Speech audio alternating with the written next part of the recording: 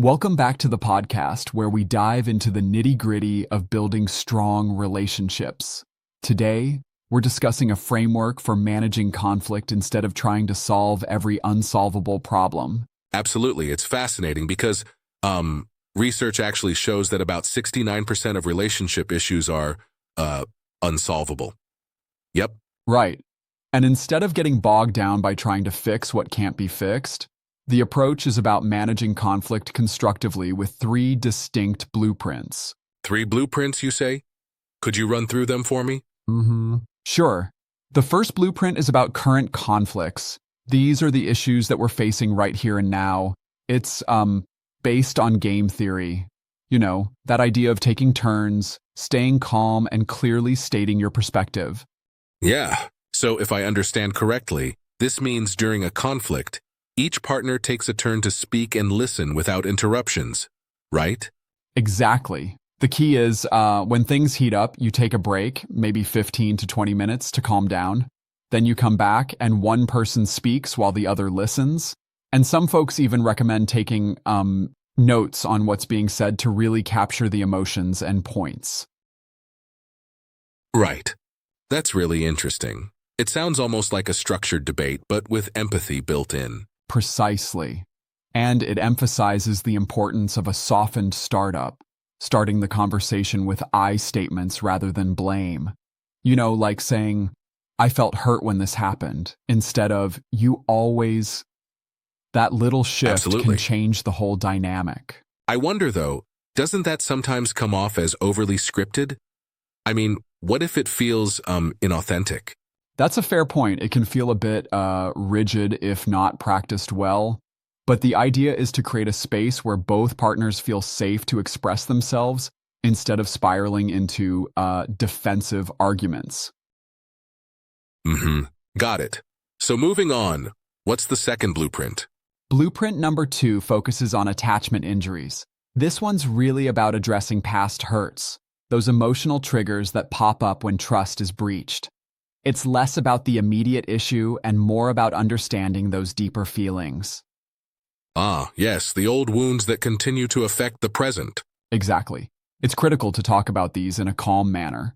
The process involves describing how each partner feels, discussing personal realities, and even exploring the triggers. And, importantly, taking responsibility and apologizing, even if you don't fully agree with the other's interpretation. Right. I like that idea, but isn't there a risk that continually dredging up the past might, keep the pain alive? That's a valid concern. However, the aim here is not to rehash and rewound the past endlessly, but to acknowledge it, apologize genuinely, and then create a plan for healing. It's about ultimately freeing the relationship rather than letting old resentments fester. And using genuine apologies sounds so simple yet so hard to execute sometimes. Absolutely. It's like, saying I'm sorry isn't just words. It's about showing that you understand the hurt and that you're committed to making things better. That's crucial for healing attachment injuries. Definitely. Now, what about the third blueprint? Blueprint 3 deals with gridlock and dialogue. This comes into play with recurring issues. Those perpetual problems that can't really be solved because they touch on core personality differences or fundamental needs. So it's about accepting that some differences will never fully align, right? Correct.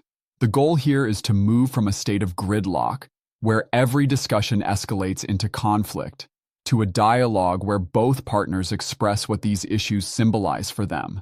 It's like examining what the issue represents in terms of lifelong dreams or core needs. That sounds challenging. How do couples actually move from gridlock to dialogue? One key is taking turns speaking and actively listening. As the speaker, you say things like, "This is what I feel and why it matters to me." And as the listener, you create a safe space without arguing or jumping to solution mode. Instead, you ask questions to dig into the meaning behind the conflict. So it's like a deep exploration of each other's inner worlds, understanding that sometimes our reactions are more about inner dreams and unmet needs rather than the surface issue. Exactly. And This blueprint also encourages finding small compromises, tiny steps that can lead to larger changes over time. It's all about recognizing and, well, honoring your differences rather than trying to change them completely. Yeah, I really appreciate how these blueprints shift the focus from solving problems to managing them constructively. It seems like a much more sustainable approach. Definitely. Rather than fighting to fix unsolvable problems, which, as we mentioned, make up the majority of conflicts, the idea is to understand them and create strategies that keep the relationship healthy. And if we think about it, it's like being on a long road trip where you can't avoid bumps along the way, but you can learn to handle them so the journey remains enjoyable. That's a great analogy. It's like, a car that's built to handle rough roads if you know how to drive it right. Instead of trying to fix every pothole, you learn to steer around them. Right. I love that. But here's what I sometimes wonder. Don't you think that these blueprints, while very effective, might require a huge amount of self-awareness and discipline from both partners? Absolutely. It does demand a lot of effort. It's not a magic fix. It's a deliberate process that requires practice. Both partners must be willing to engage, be vulnerable, and sometimes even challenge their own ingrained habits. And that's where the criticism sometimes lies, right? That these methods might seem too idealistic for couples in the thick of, say, daily conflicts? Exactly. And while it's true that in the heat of the moment, it might be hard to stick to these strategies, having these blueprints as a guide can really transform how conflict is managed over time. It's not about perfection, it's about progress. Yeah, I can see that.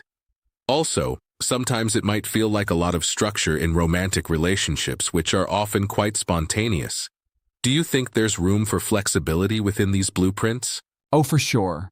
They're meant to be flexible frameworks, guidelines really, rather than rigid rules. For example, taking a break or using humor as a repair attempt shows that even small, spontaneous gestures can have a big impact. That makes sense. So overall, the idea is to accept that conflict is inevitable in relationships, but with the right tools, it can actually bring you closer rather than tear you apart. Exactly. Instead of avoiding conflict, embracing it as a chance to understand, learn, and grow together can really transform a partnership.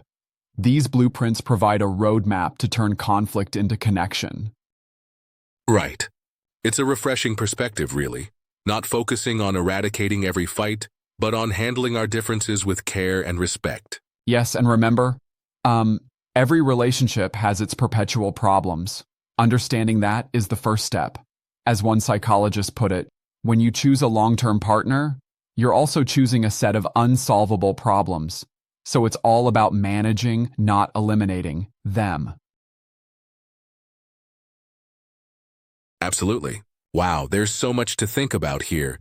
The emphasis on empathy, practical communication techniques, and genuine accountability offers a solid foundation for any couple facing tough times. Definitely. And while no method is foolproof, these blueprints give couples practical tools they can use to navigate conflicts more constructively rather than letting them spiral out of control. Right. It really shows how research and real-world techniques come together. I think these insights can make a huge difference if couples really commit to them. Agreed. And for anyone out there grappling with recurring issues, these strategies might just be the key to turning those conflicts into opportunities for deeper connection. Thanks for breaking that down so clearly. It's definitely given me a fresh perspective on how to approach conflicts in relationship dynamics. My pleasure. Remember, it's all about managing those unsolvable problems and finding our way to dialogue, not defeat. Absolutely. Till next time, folks, keep the conversations empathetic and the connections strong.